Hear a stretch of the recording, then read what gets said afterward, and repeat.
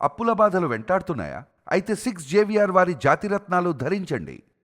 Hi, welcome to మన TV. నేను మీ Manoj. So TTD Parakamani విషయంలో కీలక విషయాలు వెలుగులోకి వస్తున్నాయి. ఇలాంటి నేపథ్యంలో టీటీడీ మెంబర్ బీజేపీ నేత భానుప్రకాష్ రెడ్డి చేసిన వ్యాఖ్యలు ఇప్పుడు కలకలం రేపుతున్నాయి.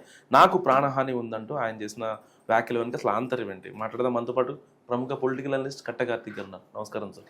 నమస్కారం మనోజ్.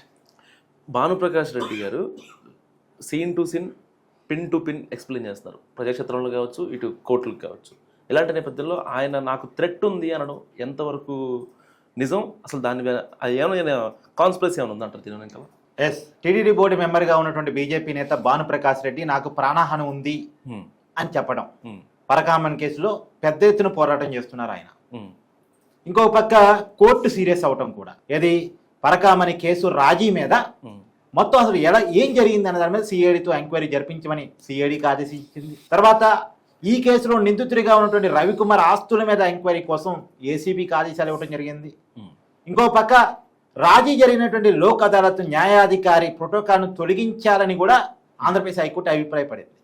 కోర్టు వ్యాఖ్యలు, తర్వాత భానుప్రకాష్ రెడ్డి స్టేట్మెంటు, ఈ రెండు మనం అర్థం చేసుకుంటే జరుగుతున్నటువంటి విషయాల మీద దేవుడు రియాక్ట్ అయ్యాడా అనిపిస్తుంది. అంటే మామూలుగా అంటారు పెద్దవాళ్ళు, మన చాలా మంది హిందువుల నమ్మకం అది, ఎవరితోనైనా పెట్టుకోవచ్చు కానీ 7 కొండలోడితో పెట్టుకోకూడదని. 7 కొండలోడితో పెట్టుకుంటే నామరూపాలు లేకుండా వెళ్తారు అని చెప్పేసి మన హిందువులంతా భావిస్తూ ఉంటారు. కరెక్ట్ గా ఇలా అదే జరుగుతుందా?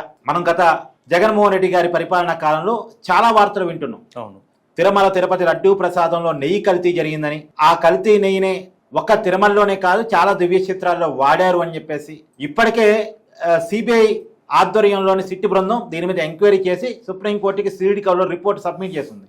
సో విషయం సుప్రీంకోర్టు దగ్గర ఉంది.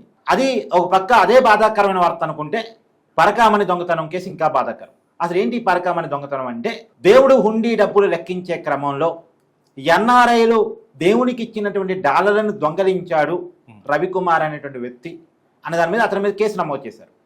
టీటీడీ అధికారులే కేసు నమోదు చేశారు. తర్వాత ఆ కేసుని రాజీ పడ్డారు. ఇక్కడ విచిత్రం ఏంటంటే, ఎందుకు రాజీ పడ్డారు, ఎలా రాజీ పడ్డారు అంటే, అతని మీద నమోదు చేయబడింది ఒక $1000 దొంగతనం చేశాడు అని. $1000 అంటే ఎంత? ₹1,00,000 మహంటే, అంతేగా, అంతకన్నా తక్కువ. సరే, ఒక ₹1,00,000 దొంగతనం చేశాడు అని కేసు నమోదు చేశారు. రాజీ పడ్డారు.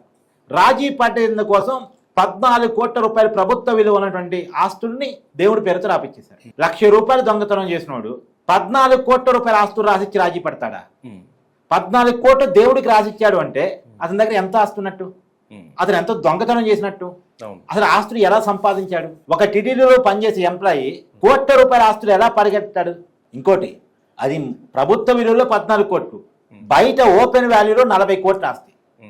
ఓపెన్ మార్కెట్లో 40 కోట్ల రూపాయల విలువన్న ఆస్తి దేవుడికి ఇచ్చాడు అంటే, ఈ రాజీ చేయటానికి సహకరించినటువంటి ఆ రోజు టీటీడీ బోర్డు చైర్మన్ గా ఉన్నటువంటి బొమ్మన కరుణాకర్ రెడ్డి గారికి ఎంత ఇచ్చాడు, ఆ రోజు టీటీడీ ఈవోగా ఉన్నటువంటి ధర్మారెడ్డి గారికి ఎంత ఇచ్చాడు, ఆ రోజు పెద్ద మనుషులకి అందరికీ అంత సమర్పించాడు. అసలు దేవుడు ఆస్తిలో రాజీ పట్టడానికి వీళ్ళెవరు? టీటీడీ అంటే ఏంది? ధర్మకర్తల మండలి, అంటే ధర్మానికి రక్షణగా ఉండాల్సిన మండలి, దేవుడికి కాపలాగా ఉండాల్సిన మండలి. దేవుడికి కాపలాగా ఉండాల్సిన పోయి దేవుడు సొమ్ముని దొంగలించినోడితో రాజీ ఏంటి అసలు?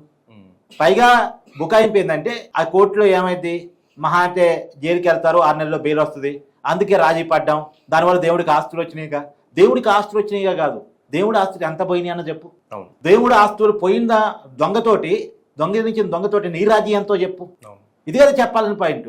నీకేం హక్కు ఉందని రాజీ పడ్డావు? నువ్వెవరైనా రాజీ పడ్డావు? ఇంకోటి, టీటీడీకి ఎవరైనా ఆస్తులు రాసి ఇవ్వాలనుకో, నువ్వైనా నేనైనా, మన వీడియోని చూస్తున్న ఆడియన్స్ అయినా ఎవరైనా దేవుడికి తమ ఆస్తులు రాసి ఇవ్వాలనుకో, దానికి ఒక ప్రొసీజర్ ఉంటుంది. టీటీడీకి ముందు అప్లికేషన్ పెట్టుకోవాలి, తర్వాత పేపర్ యాడ్ ఇస్తారు, ఇగో పలానా ఆస్తిని పలానా వ్యక్తి దేవుడికి రాసిస్తున్నాడు, దీని మీద మీకు ఎవరైనా అభ్యంతరాలు ఉన్నాయా అంటే, ఆస్తి అతనిదే, అప్పుడు నేను రాసిస్తున్నాను అనుకో, ఆ కార్తీక్ అనేటువంటి వ్యక్తి తన ఆస్తిని రాసిస్తున్నాడు, దీని మీద అభ్యంతరం అంటే ఇది కార్తీక్ ఆస్తి కాదండి, పక్కోడి ఆస్తిని రాసిస్తున్నాడు, లేదు పబ్లిక్ ప్రాపర్టీని దేవుడి కింద తన ఆస్తిగా రాసిస్తున్నాడు అని ఎవరైనా కంప్లైంట్ చేయొచ్చు. దాని మీద డిస్ప్యూట్ లేని ఆస్తి అయితే ఆ ఆస్తిని టీటీడీ దేవుడి పేరు మీద రాపించుకుంటుంది. నేను ఒక దాతగా దేవుడికి నా ఆస్తిని రాపిద్దాం అనుకున్నా సరే, దానికి ఫార్మాలిటీస్ ప్రొసీజర్ అనేది ఒకటి ఉంటుంది. అది నా ఆస్తి అని నేను నిరూపించుకోవాలి. నా ఆస్తిని నేను నా ఇష్టం మేరకే నేను దేవుడికి ఇస్తున్నా నిరూపించుకొని ఇవ్వాలి. కానీ ఇక్కడ ఏ ప్రొసీజర్ ఫాలో కాలే. 14 కోట్ల రూపాయల ప్రభుత్వ విలువ ఉన్న ఆస్తిని మార్కెట్ వాల్యూలో బహిరంగ మార్కెట్లో 40 కోట్ల రూపాయల ఆస్తిని రాపించుకునేటప్పుడు ఆస్తి నిజంగా రవికుమార్దేనా, ఒకవేళ రవికుమార్ది అయితే ఆ రవికుమార్కి ఆస్తి ఎలా వచ్చింది, జీతం మీద బతికే ఎంప్లాయీకి ఇన్ని కోట్లు ఎలా సంపాదన సాధ్యమైంది అనేటువంటిది చెక్ చేసుకోవాలిగా. ఆ చెకింగ్ వ్యవస్థ లేకుండా టీడీడీ బోర్డు సమావేశంలో తీర్మానం చేశారట, టైం లేదు కాబట్టి పేపర్ యాడ్ ఈ ప్రొసీజర్ అంత వద్దు, డైరెక్ట్ గా దేవుడి పేరుతో రాపించుకుందామని. టైం లేకపోవటం ఏంది? ఎవరికి టైం లేదు? దేవుడికి టైం లేదా? అర్జెంట్ నాకు ఆస్తి కావాలి అని అన్నాడా? ఎవరికి టైం లేదు? లేదు వీళ్ళకి ఆ ప్రొసీజర్ ఫాలో అయ్యే టైం లేదా? లేదు మీ దైనందికాలం ఉన్నటువంటి కాన్స్పిరసీ. ఇప్పుడు అది భానుప్రకాష్ రెడ్డి అడుగుతున్నాడు. భానుప్రకాష్ రెడ్డి చాలా క్లియర్ చెప్తున్నాడు, నేను దేవుడి కాడ కాపలా కుక్కని, దేవుడి కాడ సొమ్ముని కాజేసిన వాళ్ళని నేను వదలను అని చెప్తున్నాడు. అయితే ఆయన్ని మేము వదలమంటున్నారు వాళ్ళు. దేవుడు సొమ్ముని దొంగలించిన వాడిని వదలనని భానుప్రకాష్ రెడ్డి, నువ్వు పోరాటం చేస్తే నిన్ను వదలమని వాళ్ళు. ఇప్పుడు ఎవరు గెలుస్తారు? నవయ అన్నమయ్య గెలుస్తాడా? అన్నమయ్యని దేవుడు గెలిపిస్తాడా? లేదు దొంగలే గెలుస్తారా? కోర్టు అయితే చాలా సీరియస్ అయింది జరిగినటువంటి విషయం మీద. సిఐడి ఎంక్వైరీ మొత్తం అసలు కేసు పెట్టింది ఎక్కడ, రాజీ పడింది ఎక్కడ, రాజీ పట్టడానికి ఉన్న కారణాలు ఏంటి, ఎందుకు రాజీ పడాల్సి వచ్చింది, వీటన్నిటి మీద కూడా సిఐడితో ఎంక్వైరీ చేపించబోతా ఉన్నారు. ప్రధానంగా కేవలం రవికుమార్ ఆస్తుల మీద ఏసీబీ ఎంక్వైరీ, అంటే 2 ఎంక్వైరీలు సమాంతరంగా నడుస్తా ఉన్నాయి. ఈ మధ్య కాలంలో ఒకే కేసు మీద ఒకేసారి 2 ఎంక్వైరీని వేయటం ఇదే మొదటిసారి. ఒకవైపు సిఐడి ఎంక్వైరీ, ఇంకోవైపు ఏసీబీ ఎంక్వైరీ. కేవలం రవికుమార్ ఆస్తుల మీద ఏసీబీ ఎంక్వైరీ. వాడికి అతనికి అన్ని కోట్లు ఎక్కడి నుంచి వచ్చాయి, ఎలా సంపాదించాడు అన్నదాని ACB enquiry. Anti corruption bureau, అవినీతి నిరోధక శాఖ. ఇంకోవైపు సిఐడి ఎంక్వైరీ మొత్తం ఇష్యూ మీద, ఓవరాల్ ఇష్యూ మీద. దీంట్లో ఎవరెవరి పాత్ర ఏ మేరకు అన్నట్టు. ఏది ఏమైనా వైసీపీకి ఉన్న తలకైనప్పుడు చాలా అన్నట్టు ఇప్పుడు ఈ కొత్త తలకైనప్పుడు వాళ్ళ పార్టీకి చాలా ఇబ్బంది. అందులో ప్రధానంగా భూమన కరుణాకర్ రెడ్డి, టీడీడీ బోర్డు మాజీ చైర్మన్, ఆయనకి ఇబ్బంది. ఇదంతా మనోజు అసలు విషయం ఓపెన్ గా మాట్లాడుకున్నప్పుడు, దేవుడు అంటే భయం లేనివాడు, దేవుడు అంటే భక్తి లేనివాడు, దేవుడు అంటే గౌరవం లేనివాడు, లేదు దేవుడు నమ్మేటువంటి ప్రజల మనోభావాల మీద కూడా ప్రేమ లేనివాడు, గౌరవం లేనివాడు, చేసే పని ఇట్టు ఉంటాయి. చాలా మంది ఇప్పటికే చెప్తా వస్తున్నారు, బొమ్మన కరుణాకర్ రెడ్డి లెఫ్టిస్టు, ఆయన కరడు కట్టినటువంటి కమ్యూనిస్ట్ ఆయన. ఇంకా చెప్పాలంటే రాడికల్ కమ్యూనిస్ట్, కమ్యూనిస్టులు కూడా రాడికల్ కమ్యూనిస్ట్. వాళ్ళ బ్రదర్ ఇప్పటికే రాడికల్ కమ్యూనిస్ట్ గా ఉన్నాడు.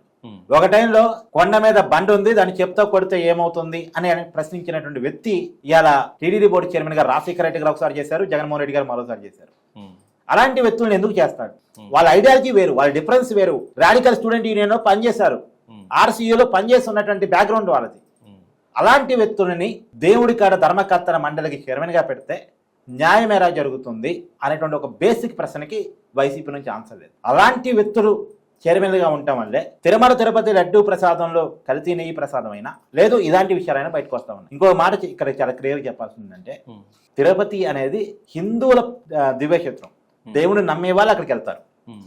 దేవుడి మీద ప్రేమ, గౌరవం, భక్తి, భయం ఉన్న వాళ్ళు అక్కడికి వెళ్తారు. భయము భక్తి లేని వాళ్ళు కొండకు వెళ్లాల్సిన అవసరం లేదు, దేవుడు దండం పెట్టుకోవాల్సిన. బయట ఇప్పుడు నాస్తికత్వమే నిషేధం కాదు, నాస్తికుడిగా ఉండొచ్చు, దేవుడితో సంబంధం లేకుండా ఉండొచ్చు. కానీ నాస్తికుడు చేసేపై దేవుడికి ప్రచారకర్తగా పెడితే, ధర్మకర్తల మండలికి చైర్మన్గా పెడితే ఏమవుతుంది? నమ్మకం లేని అని పెడితే ఏమవుతుంది? నాశనం చేసి పడేస్తాడు వ్యవస్థ. ఆ నాశనం చేసే పని గత జగన్మోహన్ రెడ్డి గారి పరిపాలనలో జరిగింది అనేటువంటి విషయాలు ఇప్పుడు ఒకటిగా బయటకు వస్తా ఉన్నాయి. ఇప్పుడు ఇప్పటికీ చెప్తారు చాలా మంది, జగన్మోహన్ రెడ్డి గారు తన సతీమణితో కలిసి ఈ రోజు వరకు బ్రహ్మోత్సవాలకు వెళ్ళిందే లేదు. ఒక ముఖ్యమంత్రిగా వెళ్ళాలి ప్రోటోకాల్ ప్రకారం, కానీ సతీ సమేతంగా వెళ్ళిందే లేదు. తర్వాత ఏకంగా తన ఇంట్లో తిరుపతి సెట్ వేయించుకొని మరీ పూజలు చేశారు. ఎవరైనా తిరుమల సెట్టు, నువ్వు దేవుణ్ణి చూడాలి, వెంకటేశ్వర స్వామిని చూడాలి, తిరుమలకి వెళ్ళాలనుకో, తిరుమలకి వెళ్తావా? తిరుమల బొమ్మని ఆకారాన్ని ఇంట్లో పెట్టుకుని పూజలు చేస్తావా? ఎవరైనా తిరుమల వెళ్తారు. ఈ ప్రపంచంలో ప్రతి హైందవుడు జీవితంలో ఒక్కసారైనా తిరుమల వెళ్ళాలి, వెంకటేశ్వర స్వామికి నమస్కరించుకోవాలి, ఆ దర్శనం చేసుకొని రావాలి. మరి దర్శనం ఎక్కువసేపు ఉండదు, అలా సెకండ్లు వ్యవధాయి. కానీ ఆ దర్శనం కోసం హిందువులు పోటీ పడుతూ ఉంటారు. ఆ సమయం ఎప్పుడు వస్తుందని వేచి చూస్తూ ఉంటారు. అలాంటిది ఏకంగా అక్కడే అవినీతికి పాల్పడే ప్రయత్నం చేయటం, అక్కడ దొంగలతో రాజీ పడటం, ఇది నిజంగా దురస్కారం, దుర్మార్గకరం. రాబోయే కాలంలో దొంగలందరూ బయటికి రావాలని చెప్పేసి ప్రతి హిందువు కోరుకుంటున్నారు, రాజకీయాలకు అతీతంగా. థ్యాంక్ యూ కార్తిక్ గారు. సో ఇది కార్తిక్ గారు అనాలిసిస్. ఆయన అనాలిసిస్పై మీ అభిప్రాయం ఏంటో మస్ట్గా కామెంట్ చేయండి. చూస్తూనే ఉండండి మనం టీవీ.